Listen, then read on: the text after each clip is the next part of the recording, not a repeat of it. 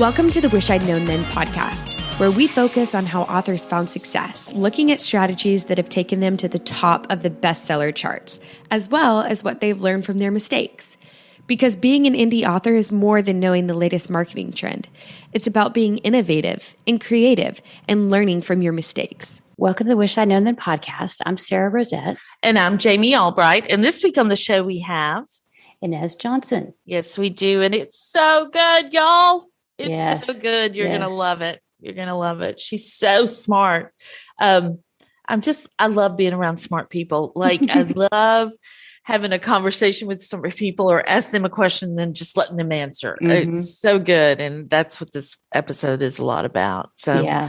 She shares a lot of tips and ideas for like staying organized because she has a lot of books. She has 2 pen names and she's doing translation. So we talk about that too. Yeah. But then we also talk a lot about mindset and happiness and the writing life. Yep. Yeah, it's really good. It's really good. So what's been going on with you this week? Well, I feel like I'm getting back in the groove after Thanksgiving. And we're talking about this week, like happiness and balancing your writing life with your goals and your happiness. And so I'm trying to write and get back to working out and just doing all the like admin stuff, so I'm just trying to like do it all, but keep it all in proportion, or like in, I don't know what you call it, like balance, I guess is the word everyone uses. There you go. Yeah. Yeah. But I've been good about walking, but I'm trying to add back in working out with weights. And it's like, I can't quite get it all down. I can't get the running, the walking and the weights. It's just like, it takes a lot of time. I know. It does. So, and then you have to shower in the middle of all that. I know. Yeah. I know.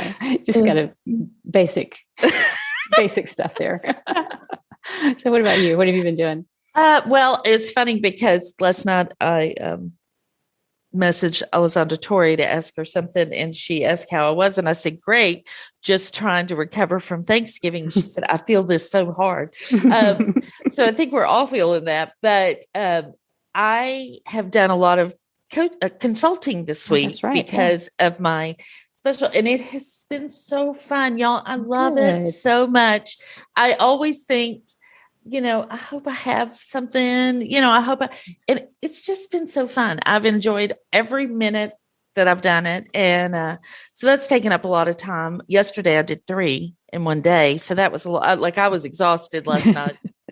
Because, I like to talk, but that's a lot of talking. And you were talking about exercise, my foot surgery that I had. Yesterday, I was released to start doing something so I can start walking. I mean, I've been walking on it, but like exercise walking, but I have to start slow and I can wear different shoes other than my tennis shoes or that surgical shoe.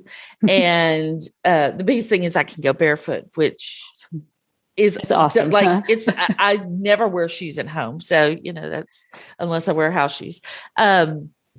So that's been good. And I have done a little writing and I have done a lot of admin stuff this week. But mostly it's been the consulting. So it's been really, really great. Well, I'm glad you've done that. Yeah, I think that's a great thing to do. Yeah. It's so funny, y'all, because when we get on a call, Sarah's like when we get on to do the podcast, she's like, are you okay? I'm like, yeah, I'm fine. And then by the end, she's like, you seem a lot better. And I'm like, I am, because we just got to talk for almost an hour. You're like one of those halogen lights that are exactly. They start out slow and then they get brighter and brighter and brighter. So, this has really filled my well in a lot of ways, being able to consult and talk. And, I'm a 2 on the Enneagram. So I love helping people. That's just my natural bent. And so it's really been great. So that is awesome. Well, good. I'm glad it went well. Yeah. Me too. So we should probably get on with the show because Ines has such great information for us all. Yes. Let's do that. All right. All right. Today we're super excited to have Ines Johnson with us today. How are you? I'm doing great, Sarah. We are so happy you're here. I looked at the calendar and went, oh, yay. So, Yes, so it is calendar day. It's December 1st. So I'm changing over all of my calendars right now. And that's my favorite thing to do. Oh, well, there you go. Awesome. And you're pretty organized. That's something we're going to delve into in the I'm disgustingly organized. Which we love. Yes. Because I'm not. Yeah. So let me read your bio real quick and we'll jump right into the questions. All right. A lover of fairy tales, folklore, and mythology, Ines Johnson spends her days reimagining the stories of old in a modern world. She writes books where damsels cause the distress, princesses wield the swords, and moms save the world, which I love. Ines lives outside Washington, D.C. with her 2 little sidekicks who are growing up way too fast. That's right. That's true. They're grown now. They're both overseas right now, and I'm all by myself. Oh my goodness. Are you getting more writing done? Yeah. I am getting the same amount of writing done. I'm getting more admin done though. Oh, that's good. Because I get up before everybody gets up and I write, and then the rest of the day is admin. So I'm getting a lot more admin done. Oh, that's good. That's good. Yeah. Well, tell us how you got into writing. Oh, that is a story. So I grew up in a funk band. There you go. Interesting. Yes, my dad had a psychedelic green, like think Scooby-Doo. Psychedelic green funk band. He's a bass guitarist. And I credit that with me going into storytelling. Because my dad, we would go to his band practices and he would, me and my brothers and sisters, he would tell us, okay, this is the story that the bass tells.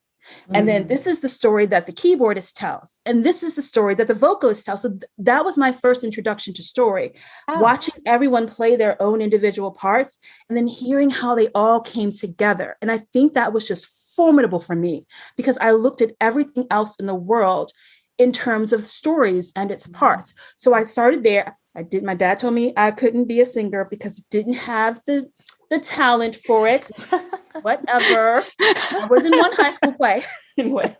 But I took that from there. And then I love television. What kid doesn't? I love Saturday morning cartoons. And my dad allowed us to watch Saturday morning cartoons and anything that came on the PBS channel. And National Geographic was something that came on the PBS channel. So I knew I wanted to go into television. So I worked for National Geographic for a number of years. And I also worked for doing children's media for a number of years. And all that was story. I just kept seeing story. And then at some point when I was getting one of my degrees and I had to write a dissertation, I thought this sucks. And I started writing romance novels. There you go. That's the story. Oh, that is awesome. That's great. Such an interesting backstory and working in television and so that's really interesting. So what is your definition of success? I think that everyone needs to define that for themselves because it's monetary. I have a monetary definition of success, but I also have my ultimate definition of success is, do I wake up and I smile? Do I go to sleep and smiling? That's my true definition of success. But because I'm a goal-oriented person,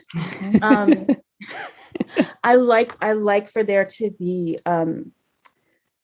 structure to that. So I'm saying all this to say that I have surpassed monetarily what it means for me to be successful. I knew what those numbers were. And I was doing bills before I got on with you guys. My bills still come to $2,500 a month. I gave a whole talk about this. My bills still come to $2,500 a month. Not my business bills. It's the personal stuff. It comes to $2,500 a month. And my definition of success when I decided to become an author and to quit the day job was to make $2,500 a month. And at some point I started to surpass that. And so in my head, I was like, well, should my goal rise? Should it go up higher? And for a while I did that, but the happiness went away. I was constantly stressing like, okay, so I made 10,000. How do I double that and make 20? And there was a part of me that was like, these numbers are great. Right. They're causing you so much stress. Like, if you don't hit this number, it's not the end of the world because you are surpassing what you actually need. And so I think that's so important. That was such a hard lesson and such a valuable lesson for me to learn, that you should, when you have a monetary goal, you should couple it with happiness and let that be your guide. Oh gosh, I love that. Well, that's what 2020, 2021 has taught me, the pandemic, that along with, I do not need thousands of grams of carbohydrates, but I learned that one pretty slowly. But anyway, is that I don't have to make all the money. There is a certain amount of money I need to support our family and to do the fun things and to support my business. Yeah. But beyond that, I don't have to, and chase, like making that the primary goal. Like if it happens, I'm here for it. I am here. I will be grateful. We'll talk about it, but I don't have to do that. And if I'm not happy, and I'm super stressed out because of trying to reach that, it's not worth it. Yeah. It's just not worth it. It steals the joy of what this job brings. So to me personally, that's what my 20 books to 50K Vegas talk is really all about, because I just, it's just taught me that, what's really important are the people around us and being around them. And, anyway. I digress, but I love that. I love coupling your monetary goals with happiness. I think is so important. I wrote that down because that's just so well said. It's really good. Yeah. And I love the definition that when you wake up and you smile, that's what you feel is success. And I totally agree with that, because I remember when I was doing, before I became able to support myself with my writing and like my goals, I did other part-time jobs. And I remember just being like, oh, it's Sunday night. That means I have to get ready for work. And I don't do that now. I'm happy. And I look forward to the work week, and then I also have trouble shutting it off on the weekend too. So that's a whole nother subject. That's another podcast. Yeah, it is. What do you wish you'd known about writing and craft? So I think the best thing is to use what you know. I moved last year, and one of the selling points of this new place was it had built-in bookshelves, and I filled them as soon as I came in here. So I love craft books, and I am a hoarder. I'm a hoarder of knowledge. I have more degrees than I need than I have ever used, and I'm really eyeing going back to school. Ooh. It's ridiculous. I say all that to say that what has helped me the most is what I already knew. So I said that about my dad teaching me about the stories of music and the notes. And that truly has been the guiding principle for me. Like I just keep repeating those patterns over and over again. In watching television, I would look at everybody's story and see how they wove together. In reading books, I would look at everybody's story and see how they wove together. So using what I already knew and just applying it to a new purpose, that's the best thing. I will still buy craft books and I because I love it, but it's at the end of the day, I'm constantly going back to that original source. Right. Yeah. Very good. I love that. Yeah. Well, what about marketing? Do you have anything that you wish you'd known about marketing? You don't like it. Your audience will like it. Marketing never stops. It never ever stops. Never stops. It's the same. That's the hardest part. It never stays the same, because as soon as you get it, something changes. And I think if you can accept that, right, then you'll be okay. Yeah. But also realize that marketing is another form of storytelling. Right. So just as we like to tell our longer form stories, if you can get into the groove of telling a shorter story in a different node, then maybe marketing will become your friend. Right.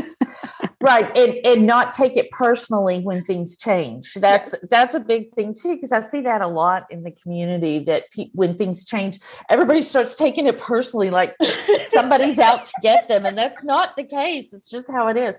Also, marketing is not just paid advertising. It's like covers, and it's blurbs, and all of those things tell the story of your book, So like you said, Well, can you can we dig into like how marketing is storytelling? Do you have certain examples or example or two you could share of how you use storytelling in your marketing? the thing that pops into my head, it might not necessarily be storytelling, but the thing that when I'm chatting with other people about Facebook ad graphics or copy for an AMS ad or something like that, or even something that they're going to put up on, like if you're going to do a TikTok, authors, I feel, get very tied to what is actually on the page or what is actually in their head. And I think because I was a teacher for so long, and I learned all the ways that people learn differently and how I had to mold what I was saying to them in different ways so that everybody in the classroom could get it. I'm not precious about how I deliver a message. So I'm not precious about if I grab the graphic from Deposit Photos or somewhere to put up on Facebook and the woman has red hair and my character had blonde hair.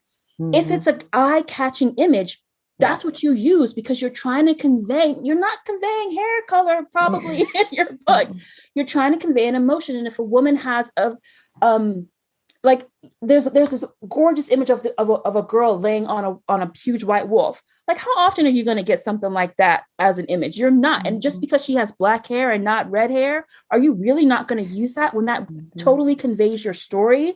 Right. So it's things like that. And if your story is, if the theme of your story is about finding family and bringing everybody together, but it's a hot guy with his shirt off or something, that's an image or something. Or if you really talk about how this trope was best friends to lovers, that's the most important thing, is the trope, and not necessarily that at the end of the story that their whole family comes back together. People are looking for the trope. So it's being able to speak to people differently, visually, with a specific part of the story. I think that's what's the most important thing. Yeah.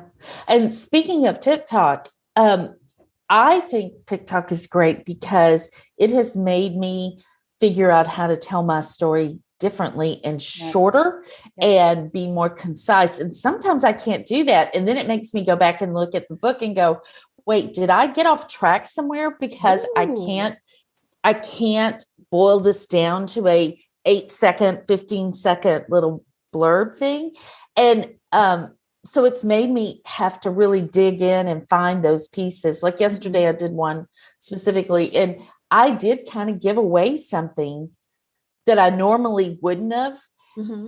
But when I was looking at what is this book about, that's what this book is about. And you have to give that to people on TikTok really fast and really concisely, or they will scroll right past your thing. So anyway, I found that so interesting. And I also think that I think it's good for us to have to dig in and find a different way to tell our story in marketing. Yeah. I agree. Yeah. Oh, is it my turn? Yeah. Sorry, y'all. I got into the conversation. What assumptions did you make at the beginning of your writing career, and looking back, did they turn out to be right or wrong? The assumption that I made is an assumption that I think everybody makes, and it's, if I publish it, they will come. Yep. And they all didn't come, man. So rude. I was so rude. Out, right? So rude.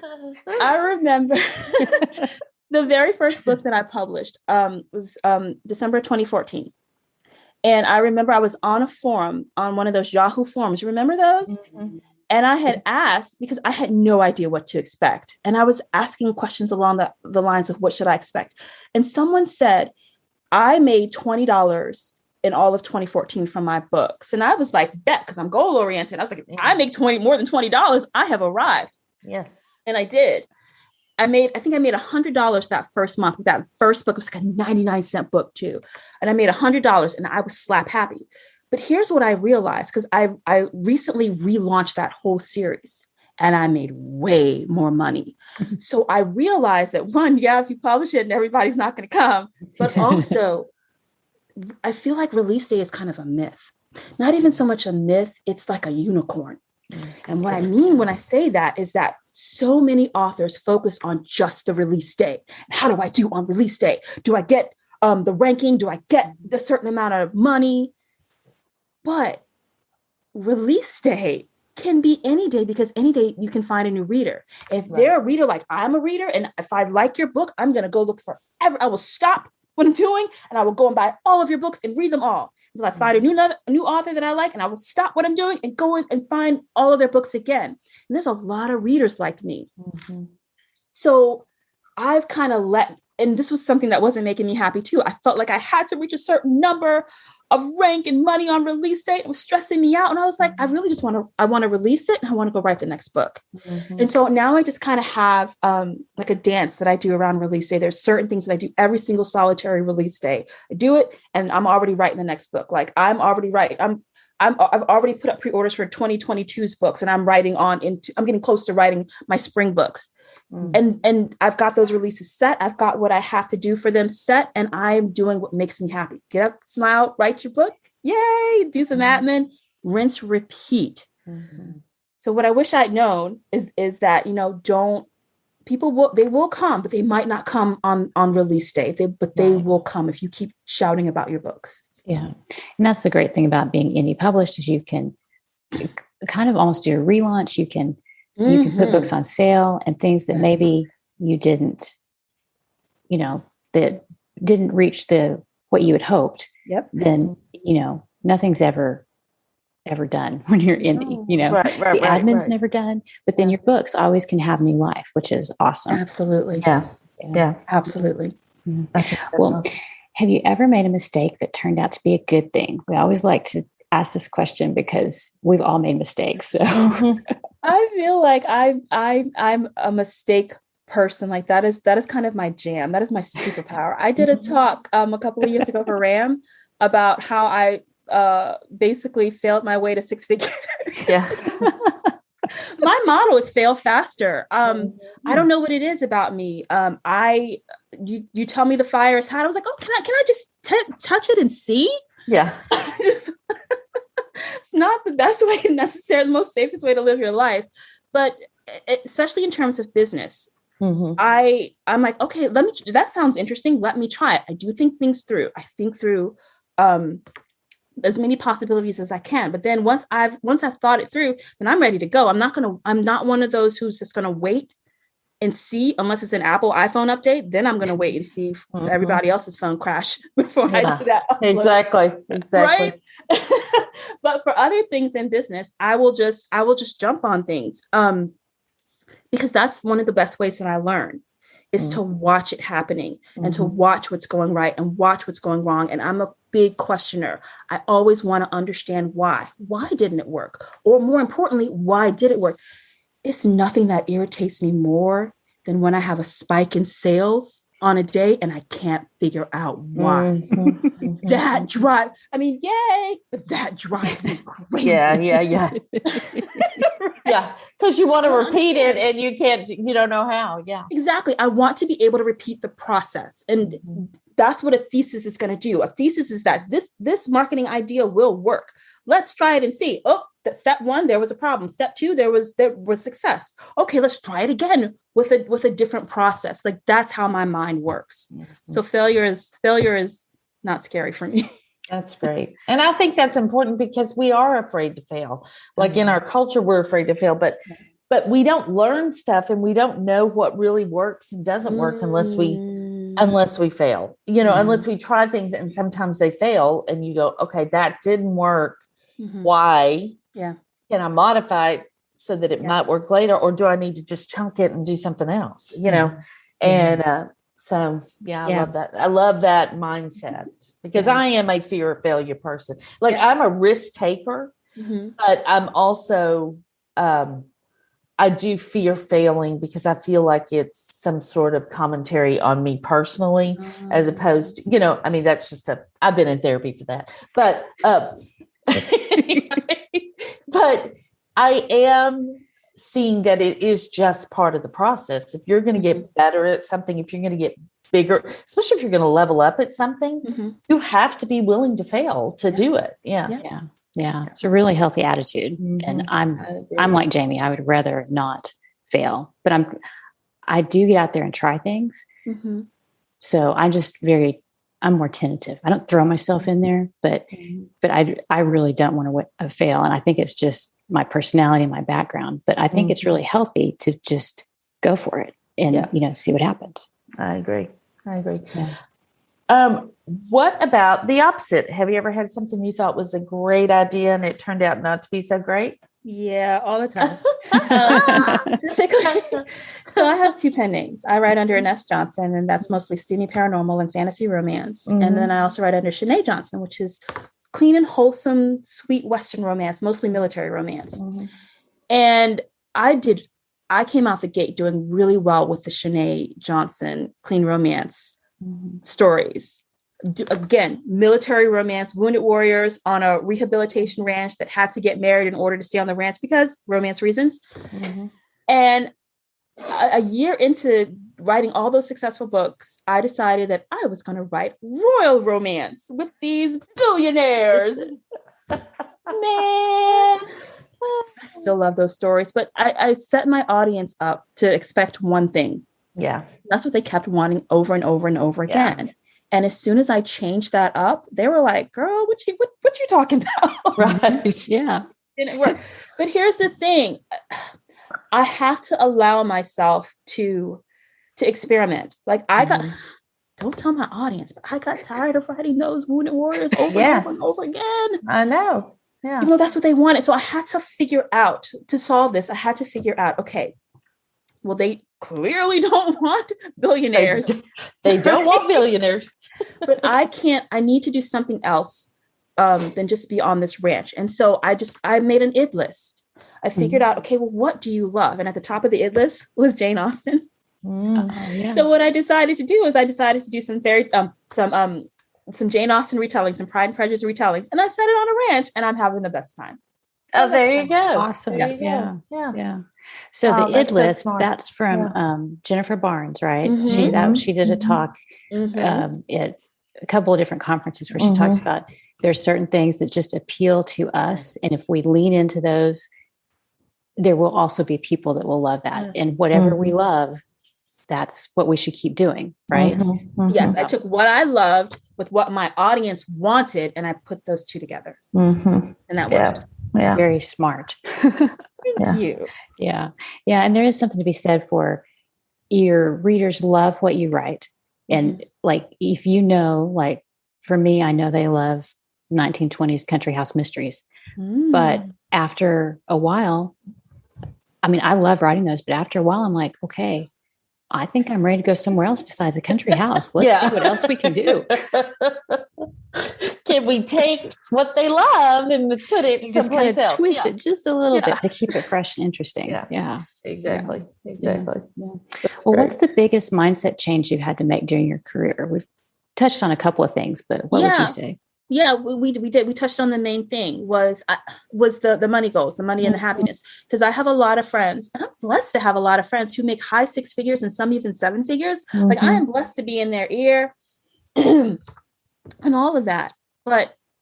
And because I'm a goal setter, and I'm also competitive. You will never know that I'm competitive because I'm only competitive internally. You're so nice. Yeah. But when you see someone doing something, you're like, I should probably be doing that too. You get that feeling. But again, that's when I came to that realization that if 7 figures comes my way, I am not going to say no. But I've started walking the path to make it happen. And that slipped away from my happiness because it was a lot of stress and it was a lot of doubt and woe is me and why aren't my books tripling my income now? So I just keep doing the things that I love. I check in with myself every single day and I ask, is this sparking joy? And if it is, I keep going. And if it's not, then I'm gonna sit down and figure, okay, well how can I make this feel better? And I really believe that because as long as I'm doing what I love, I'm going to keep doing it. I'm not going to get run down. Right. And that's just going to keep taking me leaps and bounds from where I currently am. Right. Yes. Very true. Yeah. Well, switching gears a little bit, we also wanted to talk to you about organizing because I saw a post in a group that we're both in Facebook about how you organize your metadata, I believe it was, for your book. So you have a lot of books, you have pen names. I do. So how do you have any tips like for how you keep everything straight? This could probably be a whole nother podcast, right? Yes, exactly. A whole nother podcast. To keep it brief, so one of the things is I write in Scrivener, and in Scrivener I can there's tabs where you can organize things. So when I'm writing a book, I have my organization in Scrivener, but once I'm done, I switch to Google Docs so that I can always have access wherever I am. And in the Google Docs, I organize them by series, and I write in series. Remember, I come from television. So I write in series. So for example, there's a Purple Heart Ranch series, and there's 12 books in that series right now. So I have a Google Doc, and I'll have just the stuff that I need to know, like the series title, the subtitle, the categories, the keywords. And then each book gets its own, like, you know how in Google Docs or even in Microsoft Word, you can have a table of contents. Each book gets its own place in the table of contents. And I put everything in there. I put the URL links. I put the affiliate links of everybody, Amazon, Google Play, Kobo, everybody. I put things like when I published it, when I published the print, put the ISBN. So I put all of that in there. And I started doing that with maybe my second book, because I don't like to have to look for things. And because you're so smart. Thank you.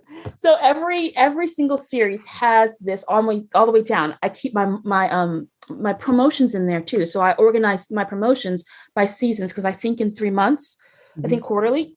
So I will have fall 2021's promos, and I list them all there. Sometimes I'm even good enough that I will write out how that promotion went. Most of the times I'm not. But I put all that information. I put marketing information in there too. So if I'm tags that I could use for Facebook or an AMS ad, I will put the graphics in there as well, just so I can kind of see the evolution and see what was working and what was not. And I keep all that there. But what aside from that, helping me organize, like I'm wide. And when I say I'm wide, I mean I am wide. Not just Amazon, Kobo, Apple, Barnes and Noble, and Google Play. I just uploaded. Well, I've only done Shanae. I'm going to do Ines once we get off talking. I've uploaded all of Shanae's books to Publish Drive. They're all on Draft to Digital. I just did the Draft to Digital print. They're all on Ingram Spark. I'm doing translations. I'm putting those up there as well. So that made it. It only took me. Shanae has 32 books, probably 33, because I released 1 or 2 books since I wrote that number up there. And it took me about maybe 2 hours to upload all of the print books, and then all of the ebooks to Publish Drive, because all I had to do was copy and paste. And all of my files are just are in Scrivener, in vellum folders. And what I was waiting on was the upload process. Yes. Copy, paste, upload, upload. And it became just automation.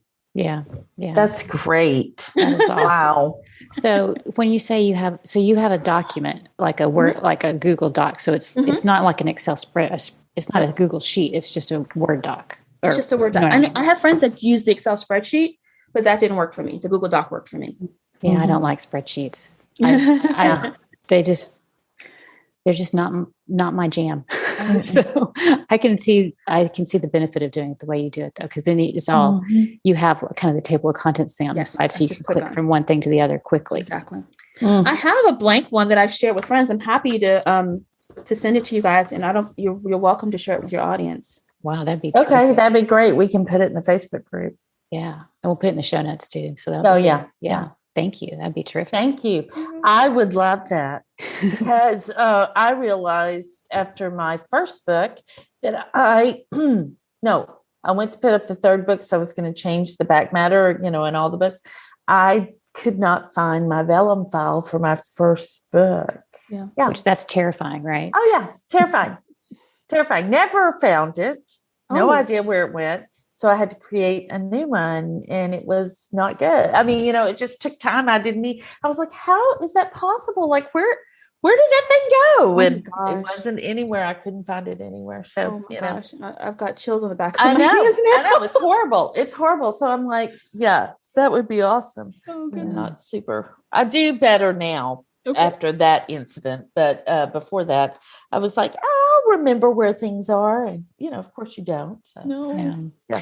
Well, you were also saying you're a big planner. So like you're already planning and already writing for the next year. So how do you do your, your planning for your writing? So I love a Kanban board. I learned that from Sarra she does the HeartBreathings channel on YouTube. Yeah. And I saw her pull up this board with Post-it notes, and I love Post-it notes very, very much. I love different colored pens very, very much. And it worked for me. It just absolutely worked for me. If I know we're on video and other people can't see, but you can see my colorful Kanban board behind me. It's beautiful. Yes. And I'm a task person. Like I like tasks. So what I do, in a couple of weeks, I'm going to start like really planning for the first quarter of January, February, March of 2022. I know all the books that I'm going to be writing in 2022, but I will break it down to, okay, well, what are you writing in January, February, March? And I like to stay a quarter ahead.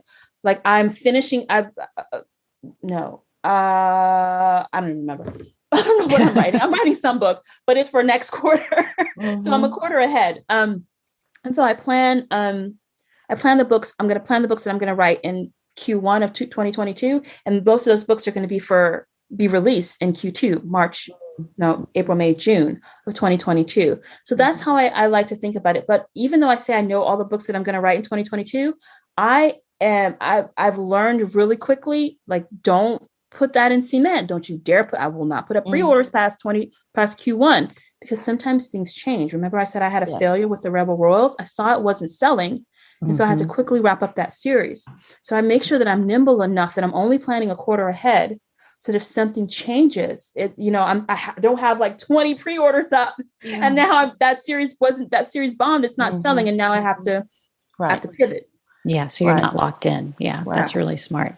Yeah, I'm a big chicken with pre-orders. I don't even put one up until I have a draft, because it stresses me out. Yep. But for some people, it really like spurs them on. So you have to kind of figure out how you work. Yeah. Yeah. So besides your organizational tips, what are some other tips you would give people for managing pen names? Doesn't Ness have any tips for her madness? The first tip I would say is make sure you actually need a pen name. Like I needed a pen name because I have a steamy books, and then I have books that are Hallmark Sweet. And those two audiences, like the steamy will cross over to the sweet and be like, oh, that's so cute. The sweet will not even give you one ear to cross over to the steamy. And I completely understand that. And they'll hold it against you. Yeah. Oh. In your steamy, in your sweet. They'll hold it against you as a sweet author. I said heck in a sweet book once, and I got an email. Oh, wow. Yes. Wow. You don't have to curse. Anyway, it was a sweet old grandma, and I apologized to her, and I was like, okay, I hear you. I didn't change anything. Anyway. Yeah. To make sure that make sure that you need the pen names. It's my opinion that if you are going to write like reverse harem and you're going to write contemporary romance, like I don't think you need two different pen names for that. You just need to let people know, be really tight on your branding. So that's the first rule, is to make sure you actually need the pen names. And then after that, because people always ask me, well, do you have two websites? Do you have two social media handles? Do you have two Twitters? Do you have two? And no, because I stink at updating my website. I do have two websites, but I stink at updating them. It's the last thing I think of. The Post-it notes for update your website for December are still there. I had a release today. Is Ines' website updated? No, it's not.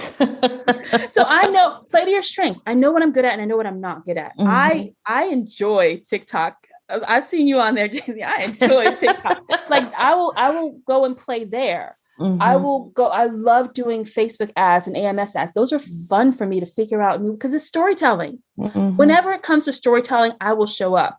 But when it comes to like maintaining a website or putting up a picture for Instagram, I'm just not going to do it. So if you're going to have, if you know that you need more than one pen name, then make sure that you are doing the things that you're constantly doing in your first pen name. You will probably do that for your second pen name. But I don't even remember my Twitter password, so I'm not going to make a second Twitter. Yes. If I don't go there. Yes, Right. Exactly. Yeah. That's very good. That's very good advice. Because I think people run themselves ragged a little bit, thinking they need all of this stuff for 2 pen names, and they don't. They just need the things that they naturally do. Yeah. Yes, I do love Twitter. I like to play on Twitter. I think that's a very good way to say. I mean, not Twitter, TikTok. Yeah, I like to play on TikTok too much, probably. Well, we wanted to ask you about translations because you are launching, or you're doing quite a few, right? Is that so? What are your thoughts on translations, and who or what language would you suggest to jump into it? Ask me something about failing fast. Didn't about that? Well, I'm right there with you. I'm doing them too. So. So don't do, Ines is about to tell you a cautionary tale. Don't do what Ines did, because I ran into it. I did think about it, but I ran into it and I saw the plan that I had didn't work the way that I thought. So here's what I did. I knew that because I'm with a small press, and they had translated one of my steamy books, and they showed me the numbers, and they're like, German. This was German. It was steamy paranormal. It was vampire romance, and it's doing really well. And I was like, wow, I'm getting into this. So I knew that steamy was doing well. So I wanted to pay for steamy out of pocket, pay for it up front. But then I was looking around at my suite in German, and not just German, but Italian, French. And to do this, go to you can just go on Amazon and go to Amazon.de, which is the German store, or Amazon.it, which is the Italian store. Go to the stores and look and see what's selling. I went to the stores and I looked and I saw what was selling. And steamy is doing really, really good. Steamy paranormal, steamy contemporary. Germans are freaks, apparently. I knew I could make my money back with that. Yes. But when I was looking for the sweet and the clean, I wasn't seeing a lot. I knew personally of some people who were doing well, but when I was looking at the storefronts, I wasn't seeing the clean and wholesome stuff, the Western romances. I wasn't seeing them show up prevalently. So I was nervous to invest my money up front.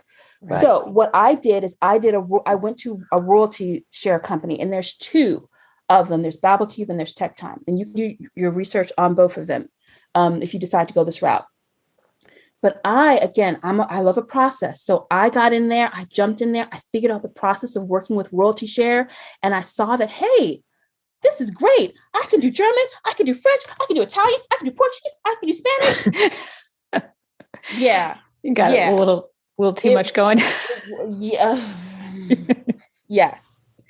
Yeah. So And I not only did I go into different languages, I also tried to get one translator per series, and I've got a lot of series. Right. And so right now I have a lot of big ones in different languages that are up. And these readers are just like we are. They like to binge. They like to know that the next book is coming. And I have one book up in multiple languages, multiple series in multiple languages. Don't be like Ines. Don't do that. What I recommend you do is you choose one series. And I can't say choose your best-selling series or choose this or that. Go and look on these platforms and see what's selling. And if dragon romance is selling and you've got a dragon romance, even though maybe that's not your bestseller right now, but if you see it selling really well in France, or you see it's really selling well in Italy, then I would recommend that isn't that the smart thing, to go with that and to get that whole series translated in that language. Start to move like that. And then once that series is making money, then use that to pay for the next book. Don't be like Ines that just threw a whole bunch of money at all of it. And now she's waiting as it slowly trickles in. Yeah. But you may be glad later. You know, once it's all done, you'll probably be really glad. But exactly. Because it's, for me, I'm doing only one series. I did the first 3 books in one series in 2 languages. And that's like way more than I can handle. So I totally agree to start slow and kind of work up. Yeah. So Jamie, what do you say? Well, I was going to say, do you recommend using the profit share models? No, the royalty share. The royalty share, models. I'll give this to you too. I did a presentation at RAM this year, and they asked me about translations. I'll give this to your audience too. The little handout that I made. Thank because you. So there's different routes. I'm answering your question. I'm just going to answer it in a roundabout way, as I often do. That's okay. So you can go direct, where you have basically an agent or a translation company take your books, and they do it all for you, and then they pay you. You can also do the royalty split. Right. Most of royalty splits, I think BabelCub and TekTime are both 5 years. And the split is on a sliding scale where the translator gets most of it, and then slowly you get more of it. Oh, okay. And then there's you pay for it yourself. And this idea came from Tanya Ann Crosby, and I think I jumped on it before she actually did it. She had this idea to go and do it through Drafted Digital. Because Drafted Digital has a royalty split. And she thought, well, why can't, with a collaborator? And she thought, well, why can't you be the author and then the collaborator be the translator? And then Drafted Digital handles all the payments. Which would be awesome. That's brilliant. Yeah. So I started doing that, and I like that the best. So I can no longer recommend a royalty split company. Right. I would recommend doing it through Drafted Digital. What I did learn from going to the royalty split companies is some of them pay a translation grant. And I like that idea because it gives you a higher quality of translator. So because a lot of these translators, you can get them for as cheap as 1 cent a word to higher than 8 cents a word. And you got to figure that out. And when you hire a translator, I think what worked for me is hiring the editor first. I went to places like Upwork and Reedsy, and I looked at, for example, German proofreaders and copy editors. And I would make sure that they had experience with romance novels. And that became my partner. Once I vetted that copy editor, and you can have both, but you don't necessarily need both a proofreader and a copy editor. You have to make that decision for yourself. Right. But once I found an editor, that became my partner. I then had my editor vet potential translators because that's their native language. Because I've built a rapport and a partnership with that editor, and they work directly for me. Then I was able to find translators to then do the work that the editor would say, oh yeah, that person is doing great because X, Y, and Z. And they get your voice, and they took this crazy 80s word that only existed in the US, and they figured out how to translate it. Right. So stuff like that, like you build that kind of rapport. All that to say is I am happiest. Should be happiest paying cash because I'm making the most money when I pay cash because I have complete control over everything. But my second happy place is going through the Drafted Digital royalty split because I have more control than I do over the royalty split companies. Yeah. That's great.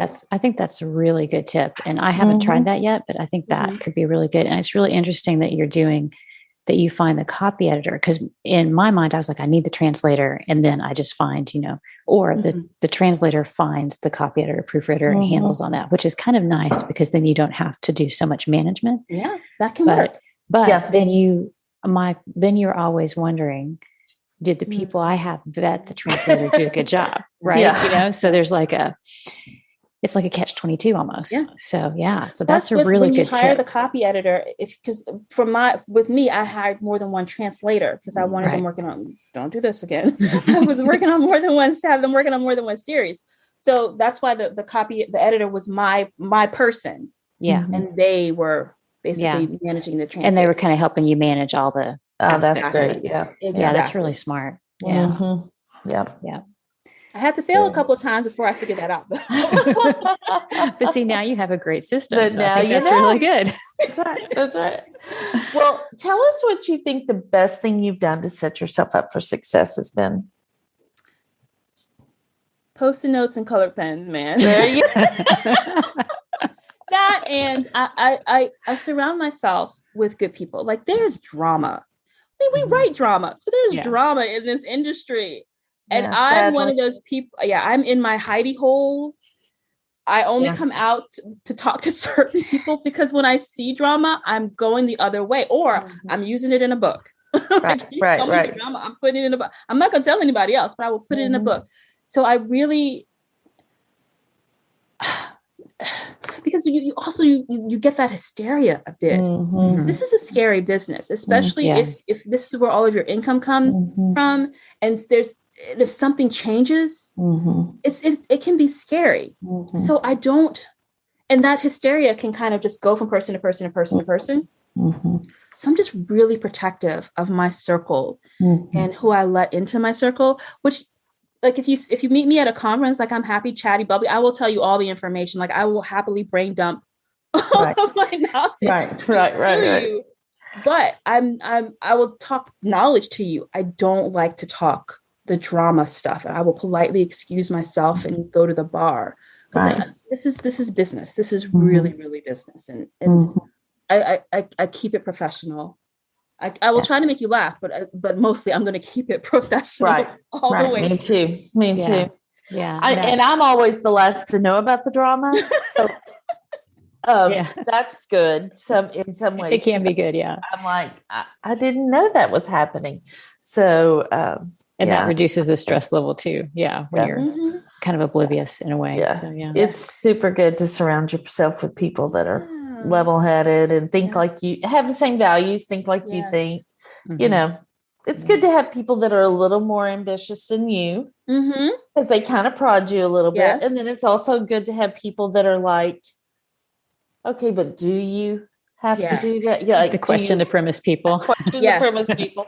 Yeah, so that's great. Very good. Well, it's been awesome having you here. I have loved it. Yeah, it's been great. Thank you for sharing so much, so many tips and ideas and all the stuff that'll be in the notes. So, but where can people find out more about you? So if you want, you're going to make me go to my website and have it updated. Sarra. Go to my Amazon profile. There you go. Go to Ines Johnson's Amazon profile, or go to Shanae Johnson's SHANAE. That's my middle name. Go to her profile and you will find everything up to date there. Perfect. That sounds terrific. Well, we will have all the links in the show notes. And we just want to say thanks for listening today. And thanks to Alexa Larberg for editing and producing the podcast. And we'll see everybody next week. Thanks for listening to the Wish I'd Known Then podcast. We hope this episode inspired you, empowered you, and made you laugh a little bit too. If you loved it, tell your friends about it. And if you feel so inclined, leave us a review. We look forward to being with you again next week.